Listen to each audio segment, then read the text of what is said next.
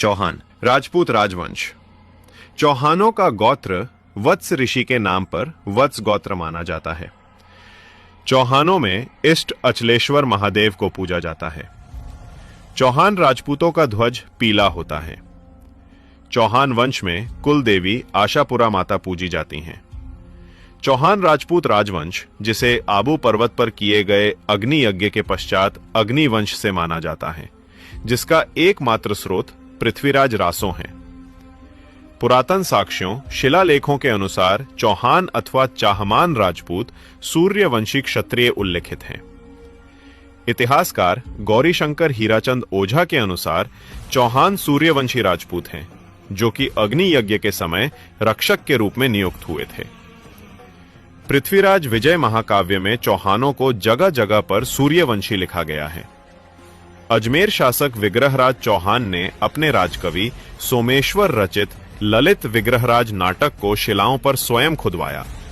उसमें भी चौहानों को सूर्यवंशी लिखा है। ग्वालियर के तमरों के दरबारी विद्वान नयन चंद्र सूरी ने अपनी रचना हमीर महाकाव्य में भी चौहानों को सूर्यवंशी लिखा है।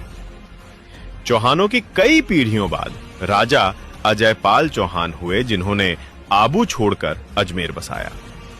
इसी वंश में एक प्रतापी सम्राट हुए, जिन्हें दुनिया राजपूत सम्राट पृथ्वीराज चौहान के नाम से जानती है। इन्होंने मोहम्मद गौरी को 16 बार युद्ध में हराया। धोखे से गौरी ने पृथ्वीराज चौहान को बंदी बना लिया, तो इन्होंने आंखों पर पट्टी बंधे हुए भी शब्द भेदी बाण चलाकर गौरी को मार गिराया।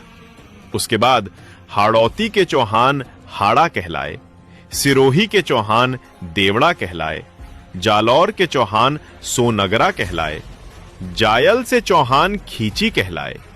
महान संत पीपाजी महाराज गढ़ गागरोन के खींची वंश में, मां पन्नाधाय गागरोन में शत्रुसाल खींची के कुल में, रणथंभौर के हठी हमीर इसी चौहान वंश में।